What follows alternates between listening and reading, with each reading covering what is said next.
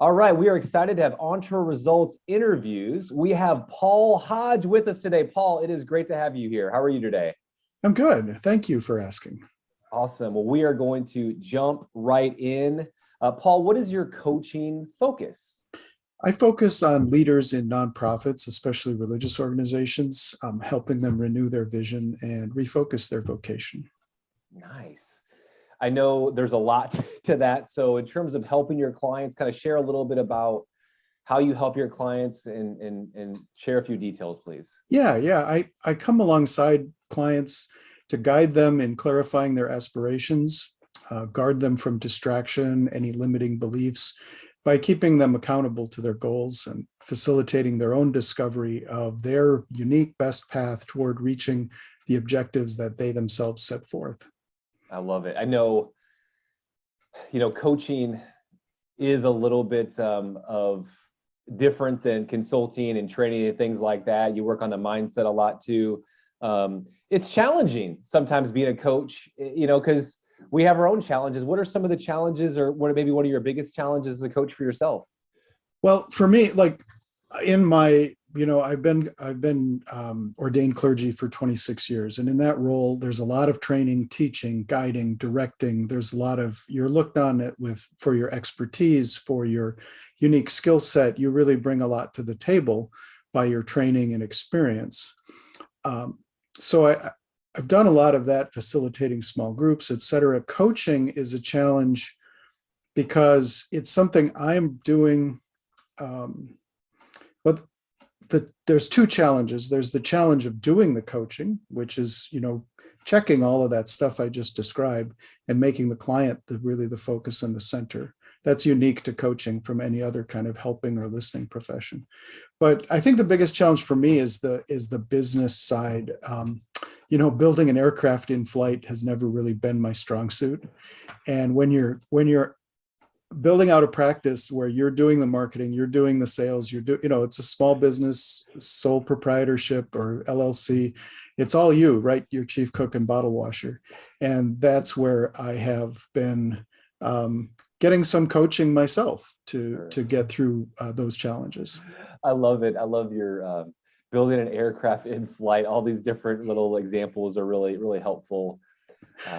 And I just love your background, obviously, as a clergy person and your faith background. It's awesome to have you on this as a guest as well. Now, I know we've known each other for a little bit now. Tell me a little bit about, kind of how we know each other and how we interact.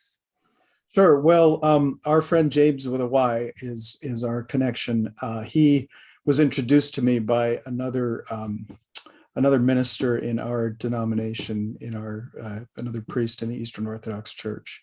And he and I got to talking about coaching and our experiences and both getting our practices together and moving forward. And he said, "Hey, I have something you might be interested in. Why don't you join one of the coach masterminds at Entre Results?" And I did, and I'm glad I did. I was actually plopped in as a facilitator in my first meeting, and then I've been on the hot seat a couple times, and I've really gotten a ton out of those. They're free. You bring a friend, you get a lot out of it. It's quick, it's energetic. It's really given me a connection to renew my own sense of mission and purpose in what I'm doing individually. So that's kind of how we got to know each other. And then, of course, I jumped in on the Coach Growth Network to get a little deeper into getting to know other coaches and working on some of the tactics and practical side of the entrepreneurial work of building a coaching practice and a client base. Yeah, one thing that there's many things I could share about you that are awesome, but just the fact that you're always wanting to be in the quote unquote hot seat, wanting to grow, wanting to get better. Some people, even other coaches, it shocks me sometimes how they're afraid or they're hesitant to actually be in the hot seat. So it takes a lot of courage, and certainly you're always willing to raise your hand and get involved in it. There's two sayings, two little euphemisms that come to mind. One is nothing ventured, nothing gained. And the other one is fortune favors the bold. So you just got to jump in. That's actually something I was reflecting on. I don't know if I was reflecting on it recently, that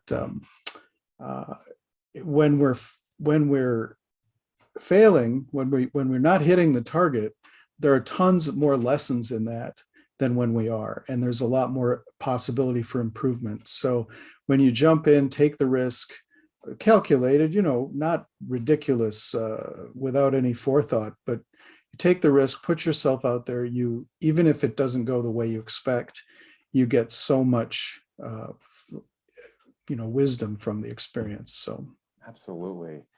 Well, these maxims you have, this wisdom you have, I mean, that's powerful as a coach. And I'm kind of a marketer too. I can just see these on blog posts or on LinkedIn posts, or all these things are really, really, really wise. But just kind of close out, any final recommendations you have for other coaches, or any recommendations you have for any of the other clients that you serve?